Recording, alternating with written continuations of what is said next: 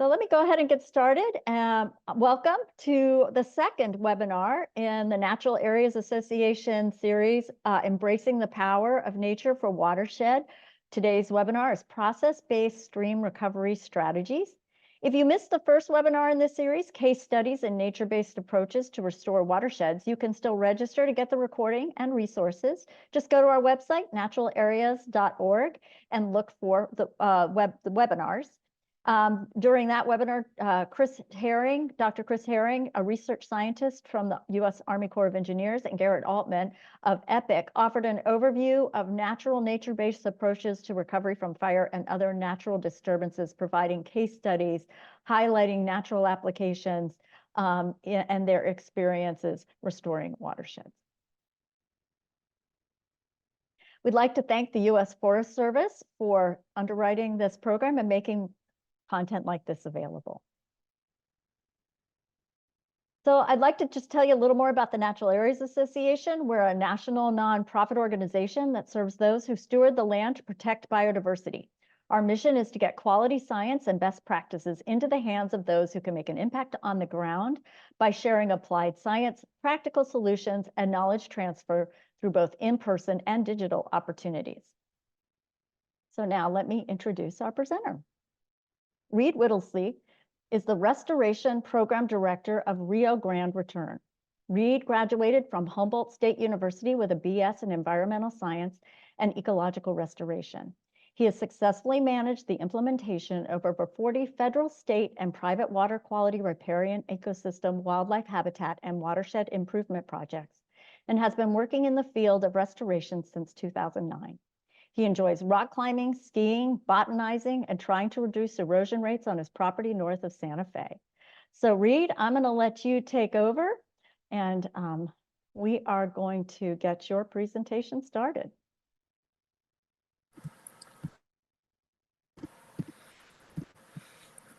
Great. Thanks, Moira, for the introduction. And hello, everyone. It's really cool to see how geographically diverse the attendance is. I'm used to giving presentations to a more local crowd, and so this is certainly focused on work that we've done in northern New Mexico, but it has greater applicability, and the principles of process-based restoration are really like universally applicable as a tool to restore ecosystem function across the world. And I just need to preface this. I'm a really bad millennial, and so we're having some technical difficulties in the beginning, so Moira's going to run my slides for me. But next slide, please. All right. There we go. So like kind of the foundation in the restoration practices that I'll be talking about are really grounded in peer-reviewed science. And so what we're trying to do at Rio Grande Return, and a lot of other restoration practitioners are as well, is to kind of apply the science that's coming out of universities and using that to guide our restoration practices. And this is just kind of a select screenshot of some of my favorite papers that have been influential in some of the thinking and applications of the work that we're doing.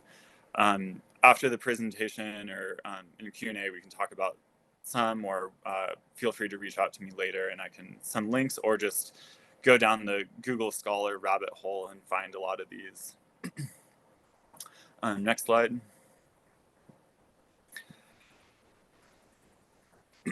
In New Mexico, a lot of our headwater stream systems are really degraded. The legacy of overgrazing from sheep, cattle, etc., over the last here in this state, over 300 years, has caused the watershed conditions to become pretty impaired. And so in these select photos, you see that all the streams are incised and they're single threaded. So they've simplified over time. and they're really lacking in woody vegetation, riparian woody vegetation, specifically willows, cottonwood, alder, aspen, etc. Next slide.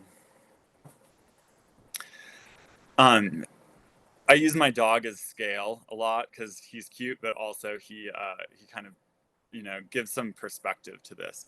So he's a 80-pound Malamute, and you can see that the grass is grazed down to like a couple inches. You could play golf through this, and that's an example of overgrazing in a riparian area. And this was actually a historic beaver meadow in one of the headwater streams that we've worked in here. Next slide. This provides a really good aerial view of the Rio Saboya, which we have a large project on. And you can see that the riparian width has been diminished really significantly. And in a lot of the sites, the riparian wetland is, a couple feet on either side of the channel, whereas historically it was valley spanning. And it was valley spanning due to the effects of beaver dams. There are a few relic willow that you can see in these slides, but they're not naturally recruiting, and they're not naturally recruiting because of cattle and elk pressure. And you can actually see some cattle on the left photo. Next slide. So that the red line is a rough illustration of the historic riparian wetland extent on another stream, Rio Peñas Negras, and Santa Fe National Forest. Currently, that reach of stream is incised between 3 to maybe 15 feet within that historic floodplain. And the riparian wetland similarly is, a couple feet on either side. We're partnering with Santa Fe National Forest on some really long-term restoration efforts here, and in time we hope to be successful in restoring that wetland condition. Next slide. These are two illustrations of what I mean by the historic floodplain. On the left is Chihuahueños, and you can see kind of that there's this even terrace that goes from tree line to tree line, and if you could run a laser level across there with pretty minimal variance. Historically, prior to the 1800s, largely extirpation of beaver in these systems, the stream was up on that floodplain. There was a lot more complexity, and over time, with the extirpation of beaver, overgrazing, logging, suppression of fire, the stream has incised, kind of entrenched into that floodplain. On the right is Rio Peñas Negras, and similarly, you can really see how it's eroded into that floodplain over time. Next slide. So really, like, one of the most fundamental issues that we're up against is grazing of livestock and elk browse management. I'm not anti-grazing. I think it's great, but it just needs to be done properly. And this photo illustrates what you can achieve through alleviating grazing and browse pressure from a site, planting willow, and just leaving it alone. And so that's on the left, obviously, and that's within an elk exclosure that we built in 2011. And all of those willows were planted. On the right, no treatments were done, and it's not within an elk or cattle exclosure. And so you can really see that stream is getting a tremendous amount of solar loading. It's eroding significantly, and it's providing really poor habitat for a whole host of species. Next slide. Another for folks in New Mexico that can go and see these sites, I suggest going up to Rio Peñas Negras because it's one of the more degraded sites that I've seen. And so I throw this slide in just to kind of illustrate like how much erosion we're experiencing through the livestock use. And so it's really, instead of allowing the banks to form and kind of in these headwater stream systems, they'll even become kind of overhung and really like stable, providing good habitat for fish. With this amount of pressure, the banks really open up, and it provides, a lot of solar exposure. The temperature gets really high, and then it's just getting a huge amount of sediment inputs into the system. Next slide. Similarly, really eroded banks. Next slide. So these two photos are just kind of illustrations of what you can get through just through using fencing.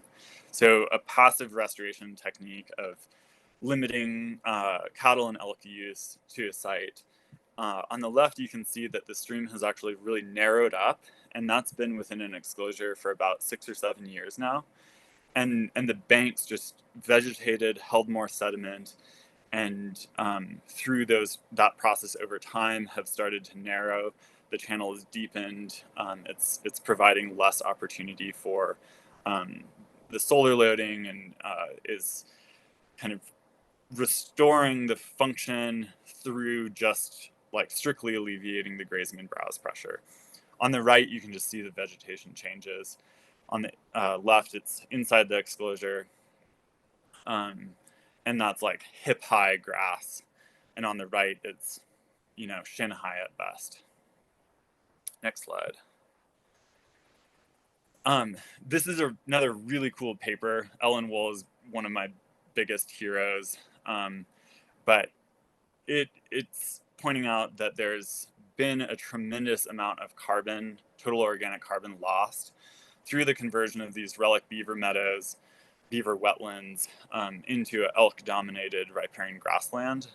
And that's certainly more applicable to kind of these high mountain west headwater stream systems. But I think it's likely a similar scenario is likely to be found across the country, where sites used to be dominated by beaver and they've now been converted to agriculture or drained for other uses. Next slide. So what are we going for? This. Although I would still suggest we need a little bit of work in these sites, but at least in northern New Mexico, it's been really difficult for me to find some kind of reference conditions that we can use as our target for like restoration goals. This is a really isolated headwater stream system up in the Jemez. It was actually unnamed, but it originates from Luterio Spring. So I've been calling it the Rito Luterio. And it's still in a beaver-governed system, even though beaver are absent. And by beaver-governed, I mean that it has full floodplain access, a tremendous amount of complexity. You can see that the water quality is really, really good. It's like super clear, cold, really inefficient flow of water, meaning that it has a really high residency time as it moves through that drainage. And the water storage in this really small drainage is enormous. Like it's storing so much more water than Rito Peñas Negras, which it's a tributary of. Next slide. This is another little, it's not even a stream, it's a beaver pond on a spring. So it's on a hill slope, not on the valley bottom.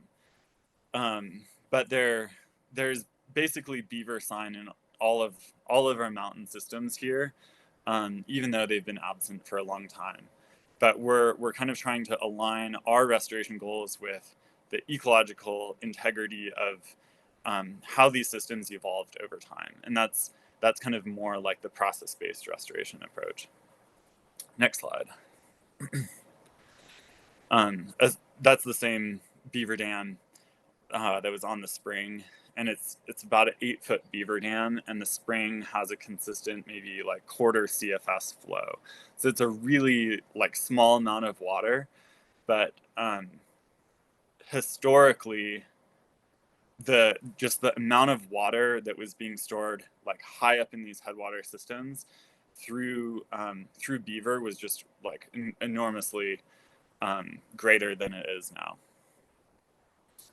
Next slide. This is another site that is kind of an exemplary condition of restoration goals. It's a site on Santa Fe County land where we've been doing a bunch of beaver coexistence work with them to make sure that the beavers don't cause too much trouble for agricultural water users, and there's several irrigation ditches that originate from this property. Originally, several of the ditch users were really anti-beaver. A lot of people kind of are, like the knee-jerk reaction is that they don't want them. But after last summer, we had a really poor monsoon season. It was really hot and dry.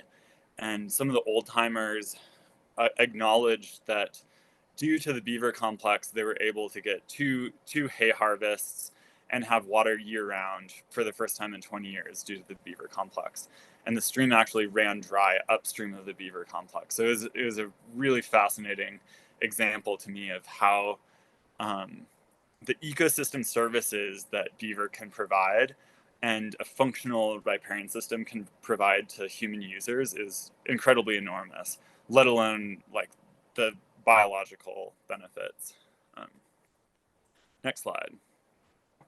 Yeah, so this is kind of our approach. Like so seeing the slides earlier of the impaired streams that are really simplified, they don't have any vegetation, they're single threaded, incised into their floodplains. It's like, how do we get from point A to point B? A lot of that is through the grazing and browse management, which unfortunately at this point looks like building fences, elk and cattle fences, adding a lot of in-stream structures. So on the left, there's some crew building a post-assisted log structure, PAL. In the center, I worked with the Forest Service on getting permission to harvest whole trees because the root balls are really beneficial for structures. And so I was, that was me and the excavator hauling a tree into the stream. And then on the right, a small portion of the amount of willows that we harvest and plant per season. Next slide. The willow reestablishment portion is really important.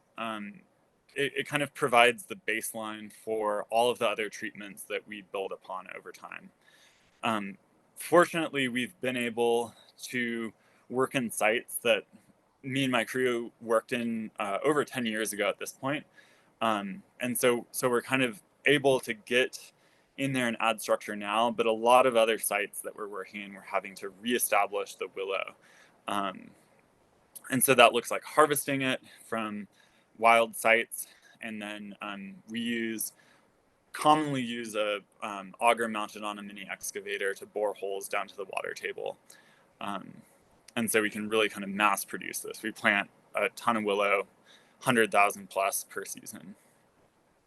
Next slide. I took the photo on the left yesterday, and we're about to start planting, or my crew started planting there yesterday. But those are some willow that they harvested, and they're storing on the site, and we'll be planting that over the next couple weeks. On the right are just some photos of what it looks like to harvest the willow. So we're actually partnering with some irrigation ditches where they would mow the willow anyways, and so we can go in and clear cut it, and it's not detrimental to any form of habitat. And we bundle it just to kind of move it more efficiently, and then haul it to the site, soak it for a couple weeks, and then plant it. Next slide. So this picture was actually taken from standing in exactly the same place on Rita Peñas Negras, the really degraded stream. Looking upstream is obviously outside of an exclosure and in an area that we did not plant willow. Looking downstream is within an elk exclosure where we planted willow about like 12 years ago at this point. So that just kind of shows how effective it can really be at reestablishing willow and kind of providing that structure. Next slide. there's been some arguments over time that willow isn't native in some of these sites, but we've kind of started to look at the temperature data loggers in some of the coldest sites where we've planted willow. And within an elk exclosure, they've done great. There's like 85% survival. Outside of the exclosure, 100% mortality. So I think it kind of, there, like, maybe there are some sites that are like technically too cold, but at least with climate change, they're probably going to be increasingly rare. And currently, all the sites that we're planting willow in are not limited by temperature. They're limited by grazing and browse pressure. And so as a result, we're building really large elk exclosures. Easier than reintroducing wolves, which also would be a great goal.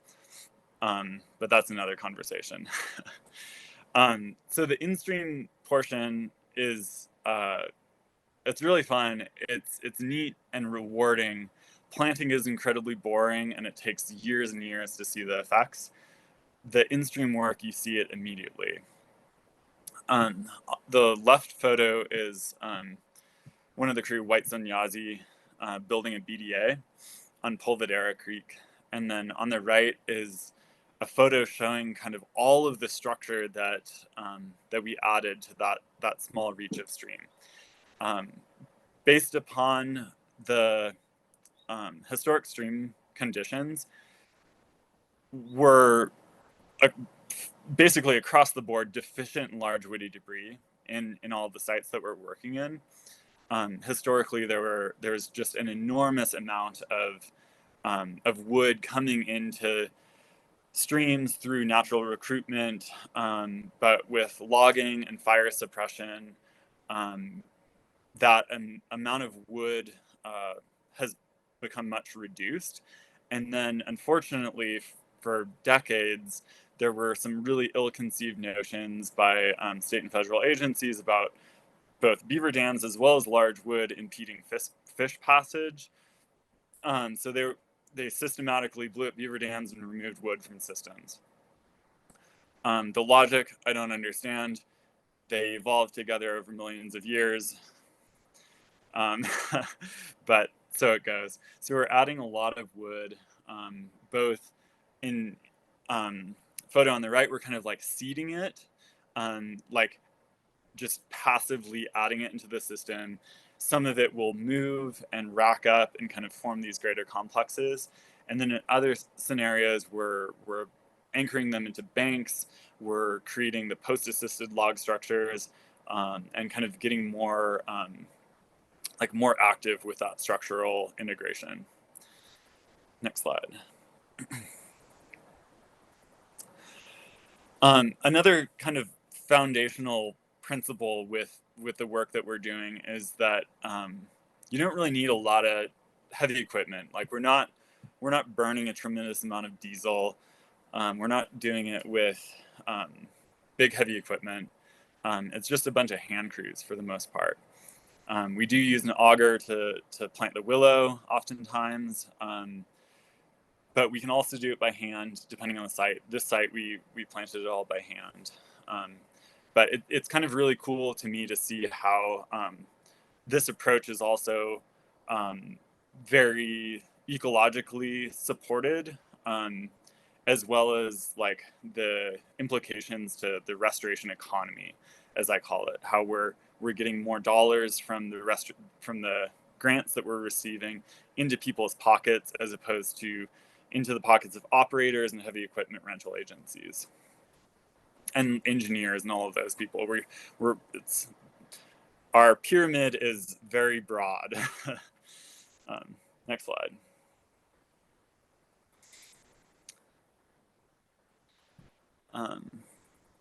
Yeah, so this is another side of Polvidera Creek, where the previous photos were from. And I wanted to provide the map on the right to kind of show the prescription that we're trying to use, where it's really resiliency in numbers and a very holistic treatment. So in this site, unfortunately, the grazing politics were really fraught.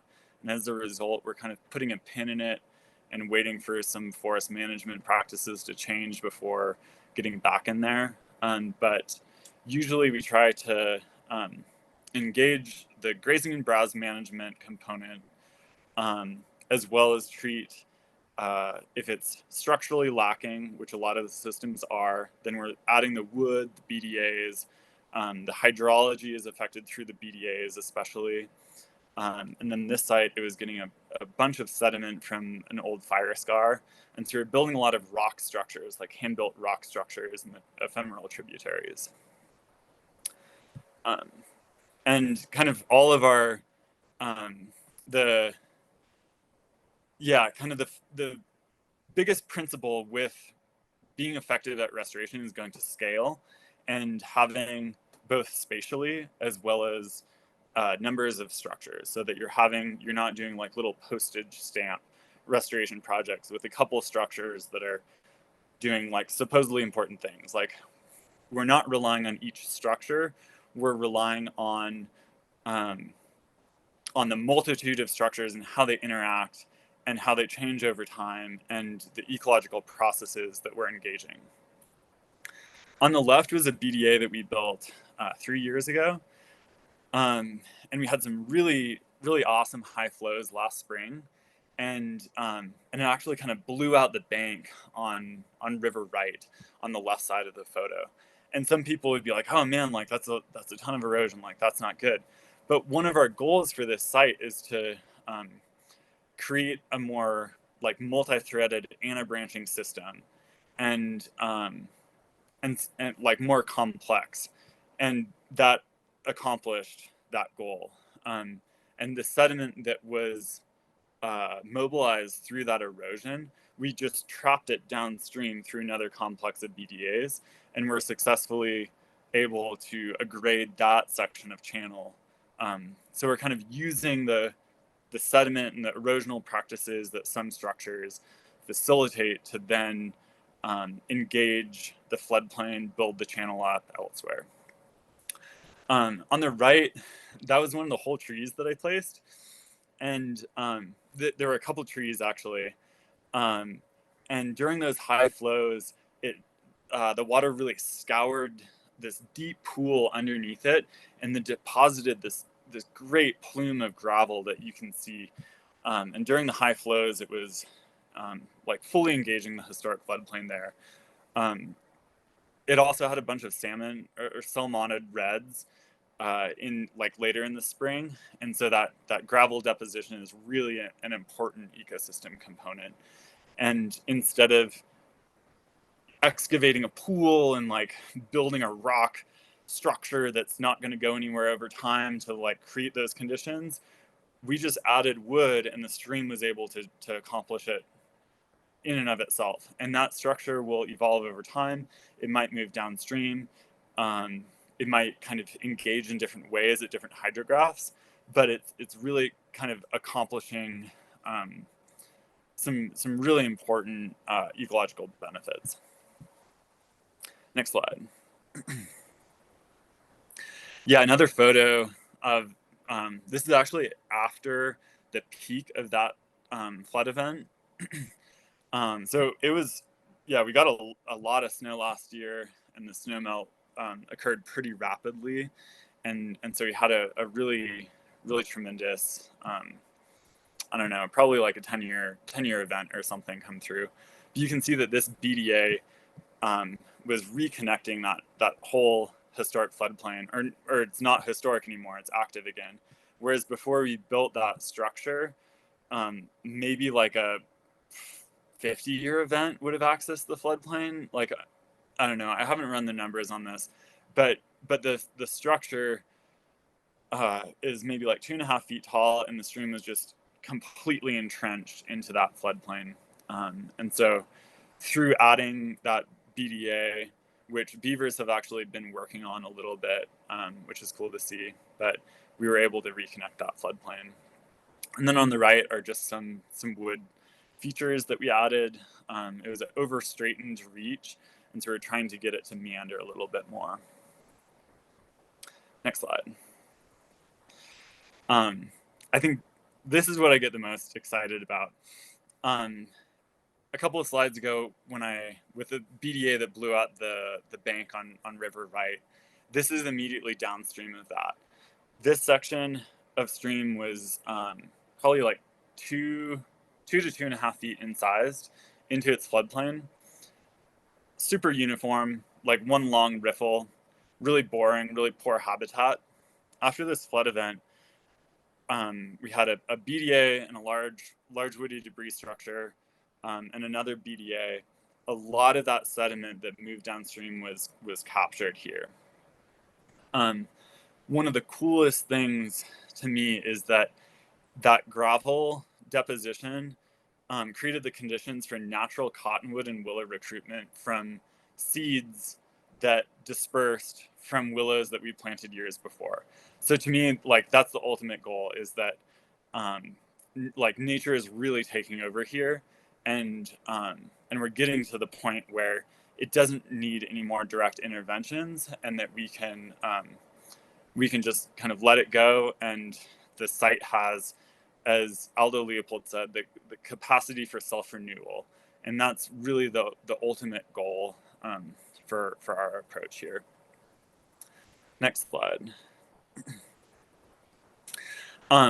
This is just another pretty BDA that is capturing a bunch of sediment coming in from an eroding tributary. Had we not added that structure, all the sediment just would have been flushed downstream as it had in years prior, adding into the reservoirs and sedimentation issues downstream in the Rio Grande. Instead, we're capturing it on site. It still does, like, obviously there is sediment transport through the system still. We're not shutting off that geomorphic process by any means, but we're slowing it, and we're kind of getting some more nuance and complexity in the system. This site was another one where there were a bunch of fish reds every spring and fall. There's just a ton of fish reds that are benefiting from this gravel input, which otherwise just kind of would have been flushed down, and it wouldn't have provided that important habitat characteristic. Next slide. Yeah, here's just some neat before and after photos. This is on Polvidera Creek after, I think it was 2 months after we added the structures. There is a really high flow event that occurred, and the system is it's really erosive. It's a volcanic soil, and a lot of the sediment is, it's like a pumice. It's really light and highly erosive, and there's still some fire debris coming through. So after one flood event, we were able to grade a lot of that and then reconnect this old meander on River Right. Next slide. Another BDA right before we drove posts for it. We were using a machine to drive posts then, but recently we've been building a lot of them postless, which is really effective actually. So we don't need any equipment to build the BDAs. And then on the right, you can just see that the riparian vegetation is really responding well to that raised water table. On the left, before the treatment, we probably had maybe a foot, maybe 2 feet of riparian vegetation. So the riparian wetland width was, a total of like 3 feet, maybe 4 feet. Now we're seeing an expansion of riparian vegetation across the whole floodplain, and you can see some of the willow that we planted starting to grow up a little bit as well. Next slide. This is a before photo, so you can see that it's really, single threaded upland vegetation, basically down to the water's edge almost, and inset into the floodplain by a couple feet. And it's all one riffle for the most part. There, at that aggressive meander, there's maybe a scour pool there, but for the most part, it's all a meander. And then we can compare it to the next slide. Yeah, so this is after one BDA, which is really cool. Also, it's a different growing season, so we have that going for us with, you know, the vegetation looks a lot better. But you can see that the water table is raised really significantly. We're getting wetland vegetation expanding across the whole floodplain. And then subsequently, we added some more woody structure to it. So we're kind of getting these more complex, like habitat features into the system as well. And the BDA was maybe like 2 feet tall. The crest height was about, I don't know, 1.5 feet, 2 feet. And then we added a couple more downstream to kind of support that elevation. And then the wood structures that we added also kind of help bolster that floodplain. Next slide. This is more of New Mexico specific. The photo on the right was from the Watershed Restoration Action Plan for this creek, which is a Forest Service planning document that was published in 2011. And this is a replication of that photo as best as I could take it last fall. So on the right, you can really see that the stream is extremely simplified. The vegetation is it's heavily grazed, basically. The bank is really eroding, and there's just no structure to it. And then on the right, you can see some of the woody structures that we put in, and then the whole floodplain is becoming dominated by carex and wetland obligate species. And we began work on this reach in 2001, I believe. And so after like 3 growing seasons, basically, we were able to accomplish that degree of change that you see on the left. Next slide. And the cool thing is that beavers like it too. We're building BDAs, beaver dam analogs, and you know, the biggest goal is to have beaver come back into the system and take over the management. And they are. The populations aren't as high as we'd like them to be. And so as an organization, we're really working towards a greater adoption of beaver coexistence strategies. We're working closely with Game and Fish and Santa Fe National Forest, other national forests, on increasing beaver habitat restoration. And then ideally, we can start getting a pipeline of relocation sites that are pairing with either our or other organizations' restoration projects where beaver are beneficial and can be moved from areas where they are problematic to areas where they can really help achieve the restoration goals.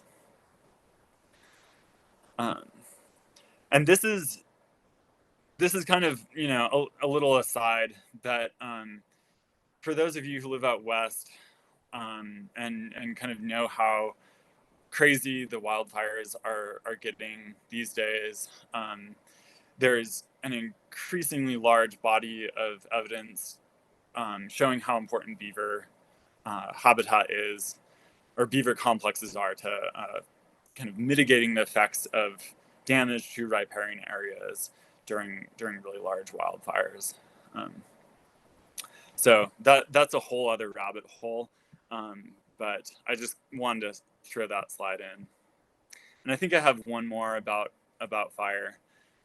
Yeah, and then yep, basically wet sticks don't burn, and you know, the beaver habitat provides really important wildlife refugia during a wildfire, water filtration, water storage, all of that. And so it can really help kind of bolster the ability of these sites to recover after really significant wildfires. This is from, the numbers are from Emily Fairfax paper.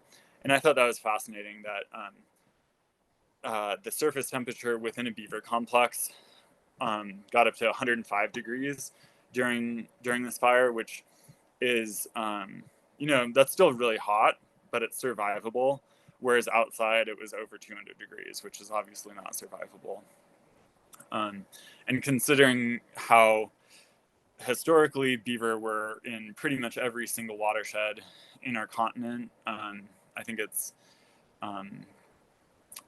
they're a really good tool for us to utilize in kind of preparing for climate resiliency over time.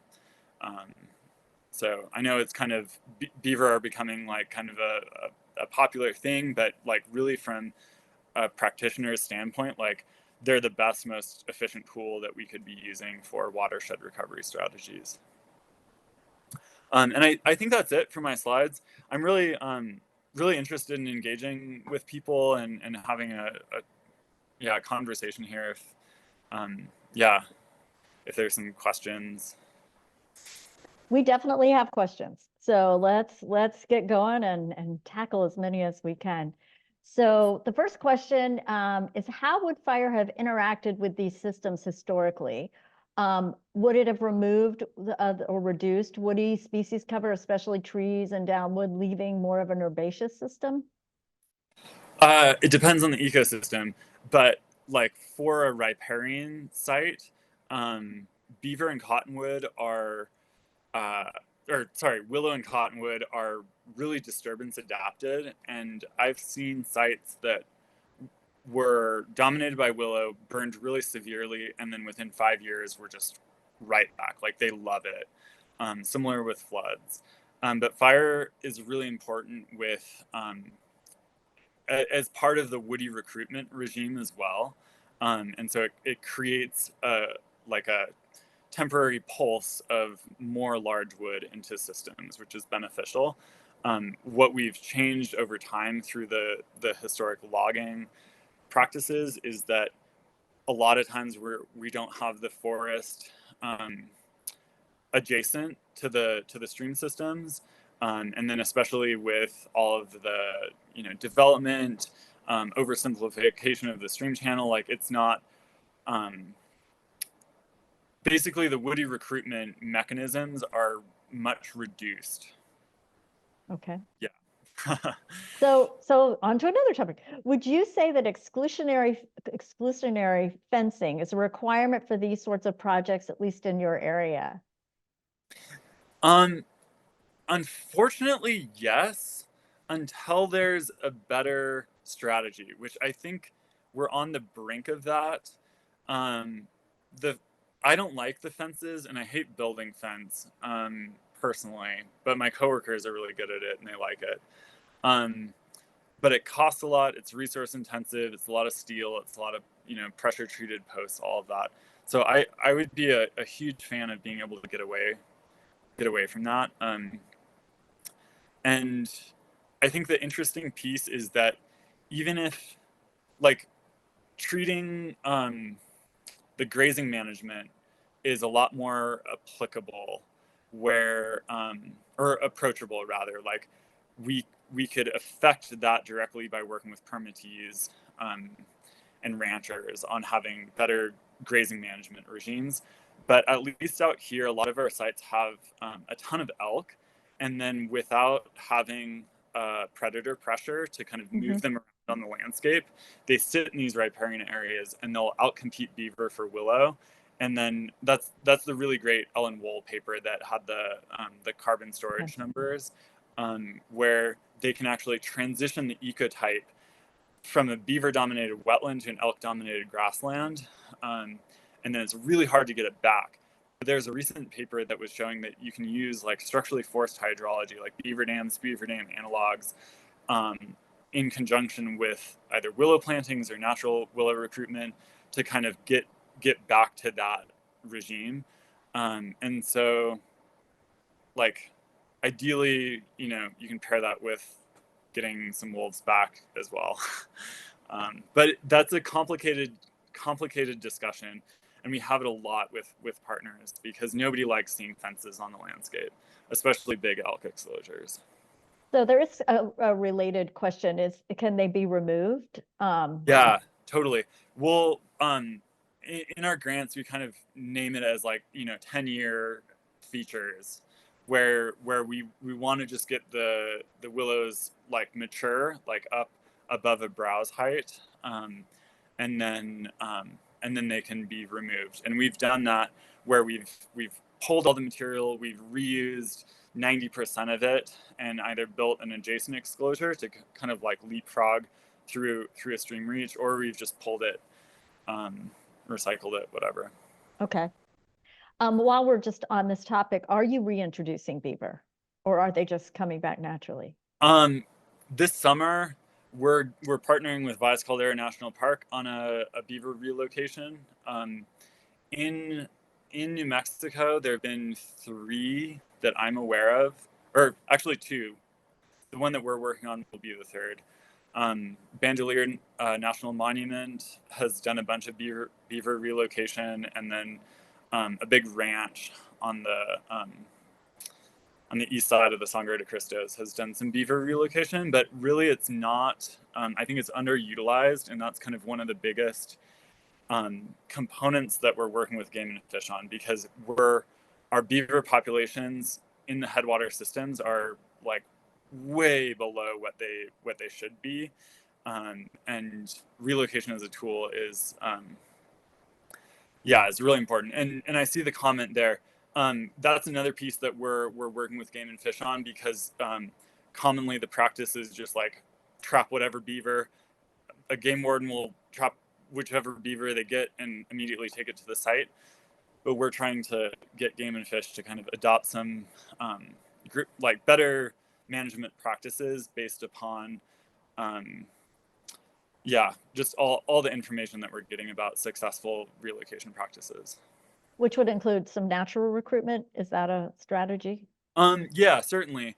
But the comment was relocating family units. And so the idea is that you can trap a whole beaver family and take them to a site, and you have a much higher success rate. Okay. And then they partner for life. They're really like, the kits will stay with their parents for up to a couple years. Like, they're really socially, socially like complex creatures. And Okay. So currently that's not being practiced here, unfortunately, but we're really trying to push for that. Okay. Let's jump to a couple of willow questions. We might get back to beaver towards the bottom. How many species of willow are you utilizing?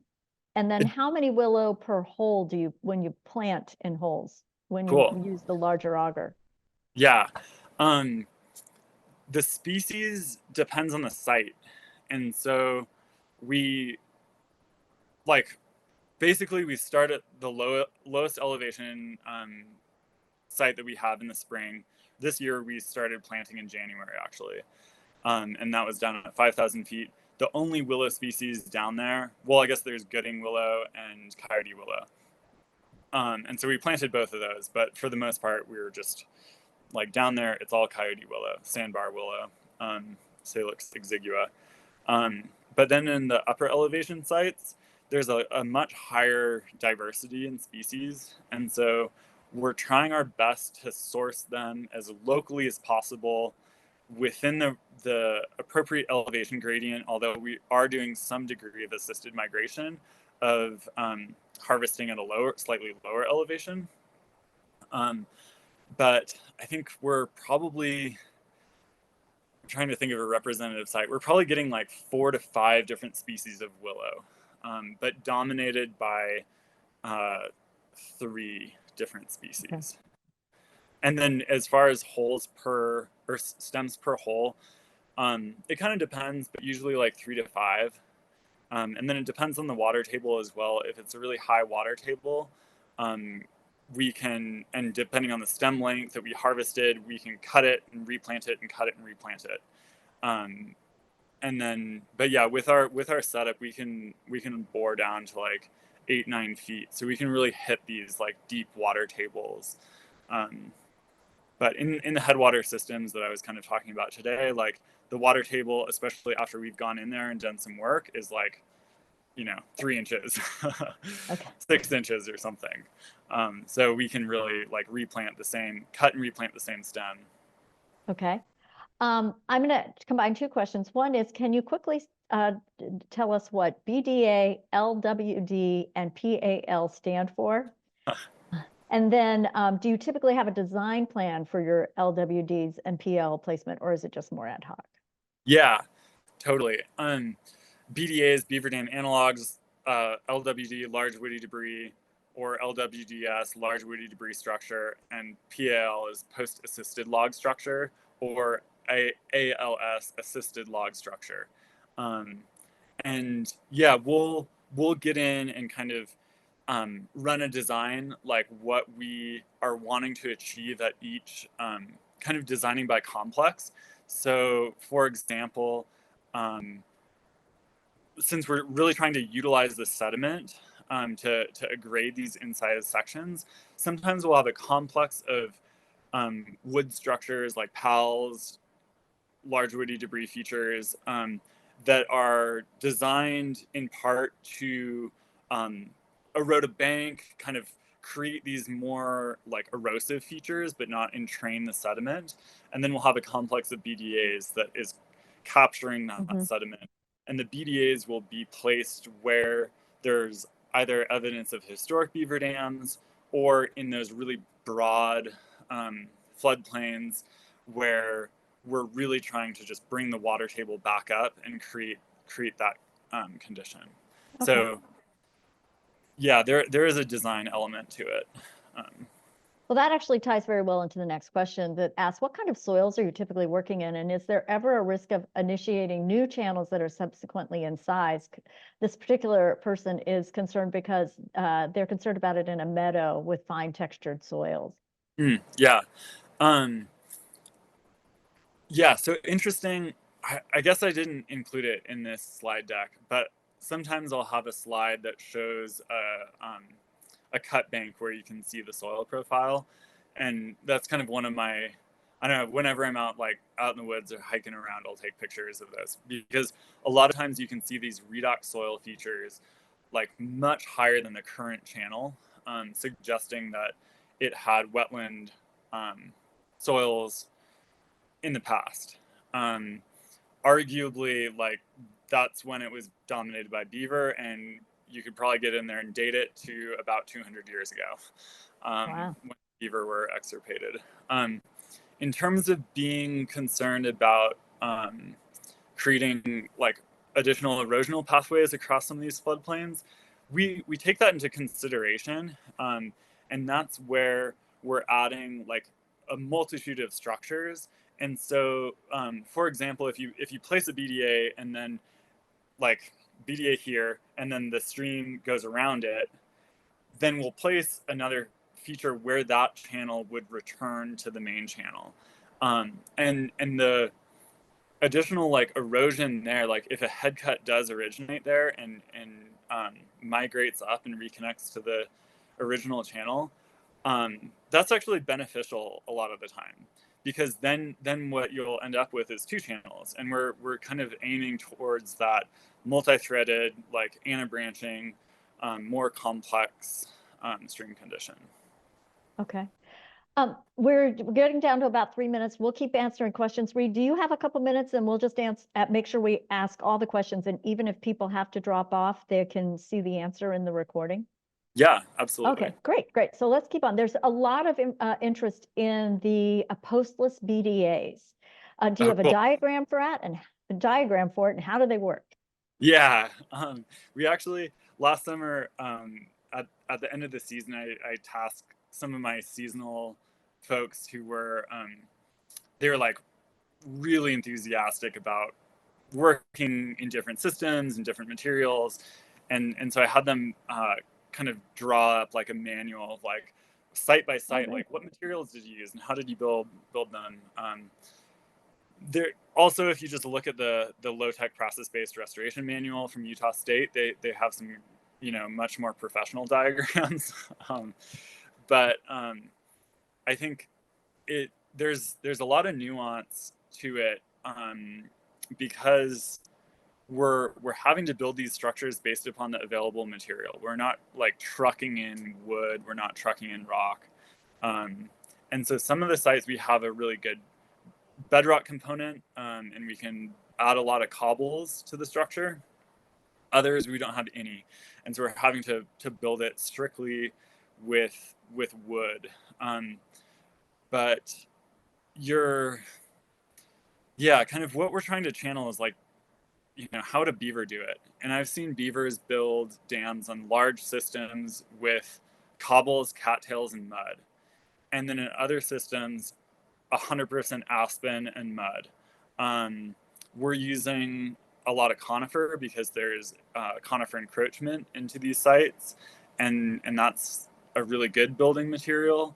But you basically just start with a really broad foundation, kind of adding, like, instead of adding posts, we'll cut like little stakes from the wood that we're using and then drive them in continuously as we're building the structure up. So the whole thing is just kind of pinned in place with multitudes of small little posts, basically. And then, but I would say I don't know, there are kind of a lot of like little guiding principles that we use, but have it be much wider than it is tall, have a really gradual rundown on the downstream side, and then don't build it too high. It's easy to get overly ambitious and build it too high, but then it's more likely to blow out. I don't know, there are a lot of resources, and reach out to me later, and I could send you our little little manual, or point you in the direction of some better resources. Okay, great. Just curious about monitoring protocols. You've got some great photos, but how are you measuring or quantifying whether you're meeting your goals? It depends on the project. Depends on the funder, depends on the project. We're often held, or always held, to a monitoring protocol by Army Corps of Engineers, because we're applying for fill permits for all of these structures. And even there, it depends on which Army Corps officer you have. Sometimes photo points are sufficient. Other times they want cross sections, longitudinal profiles, line point intercept, vegetation transects. And so we have sites where we have that full suite of tools where we're collecting the vegetation data, the geomorphic data, as well as, the photo points to kind of just visually show the change. We also have a couple of sites where a researcher from the Rocky Mountain Research Station has plots, and she's looking at food web complexity, plant water sourcing information, and like nitrogen cycling. And then, so, and we're partnering with a couple other organizations on some greater monitoring protocols as well. So since we're on that topic, I'll jump to this question. How does the Army Corps view the placement of BDAs? Is it considered a fill, and what sort of permit did you need for your projects? Nationwide 27 permit. Okay. And it is a fill. Yeah, but it's so minimal. Like with the nationwide 27, I think you have like up to 1/10 of an acre of fill. And some of our permits, they're for like 7 miles of stream and like 500 or 600 structures. And I'll like do a fill calculation for each structure. And then it's just freaking negligible, like 0.000 acres of fill. So we haven't had pushback from them, and we've taken them out to the sites, and it's really, it's kind of a, once you see it, it's really easy to kind of convince people of the efficacy of it. Okay. And then do you use soil wedges in the BDAs? In the soil wedges in the BDAs that you build? I don't know what they mean by soil wedges. Okay. Yeah. We'll like on the upstream face, like in the face of the dam that is under the water, we'll kind of, as a beaver would, like sometimes we'll, pack some sediment into it to raise that water crest height. But I've also found that just naturally the structure fills in over time as algae kind of racks up in it, as other organics rack up. And so when we're building it, we're not that concerned that it's like fully holding water, and having passed through is totally fine. Yeah, but I haven't. How are you going to scale this? Or are there plans for more widespread use? Um, it's definitely. I really think that process-based restoration, it already is like really increasing in prevalency across the country. And I really think that within 5 to 10 years, like it's going to be the dominant paradigm of restoration. In New Mexico, like we're currently the organization that's doing the most, like, you know, low tech process based work. But I bet that will also change, which is great. Like we basically all of our streams are impaired and could use some help, and they could use help that is founded in science, really. But I think in terms of scaling, that's really where we're kind of long term looking at the beaver relocation piece as that's the long term security, because any of these sites could just regress to the previous condition without a change in disturbance regime, and then the addition of the beaver to kind of proliferate that process. But I would also say, like, and some of the papers that I included in the slide in the beginning, there's a growing body of evidence that's really showing that the historic paradigm of form-based restoration is not effective at restoring ecosystem function. And by form-based restoration, I mean like kind of engineering a stream channel and then carving it out. It doesn't work to support ecosystem health. Like it can be adequate to prevent a bridge from being washed away or something like that, and applicable in some ways. But in terms of kind of long-term actual restoration, using a process-based approach is it like it's the much more effective tool. And process-based restoration can also look like a lot of different things. It doesn't necessarily look like BDAs, large wood, planting willow. It can look like hydrograph mimicry, where you're using dam releases to recreate historic hydrographs. There are fire reintroduction. That's a process-based restoration tool. So process-based restoration is really, it's much more broad than from what I was directly addressing. So last question, just talk a little bit about the level of pre-planning you do for these projects and how much study is done and how you determine the location of BDAs and structures, and then we'll wrap. If we'll just do that in a couple of minutes. Yeah, totally. That's really broad. I mean, yes, we plan. Yeah. I mean, basically all of our sites, we've partnered with, whichever land management agency that we're working with, like well in advance. A lot of times it takes like 3 to 5 years to get Forest Service clearances in place to actually begin work. And so we're working with, the hydrologists on staff or the soil and watershed program manager, which on Santa Fe, shout out to Micah Kisau, he's awesome. Yeah, and so that kind of, there's a significant like pre-project, like large scale planning effort. In terms of the more granular, like where do you place each structure? Like I kind of mentioned that in the beginning, or earlier in the Q&A, where it depends on what you're trying to accomplish with each complex. And so BDAs are a tool to entrain sediment and raise the water table. And so in areas where you have available floodplain that you're really trying to reconnect, it's a great tool. If it's a sediment-starved system and you don't have the material coming in to be able to use to grade the channel, then maybe using more post-assisted log structures or features that are creating more bank erosion, actually, and creating more meander lengthening would be a better tool.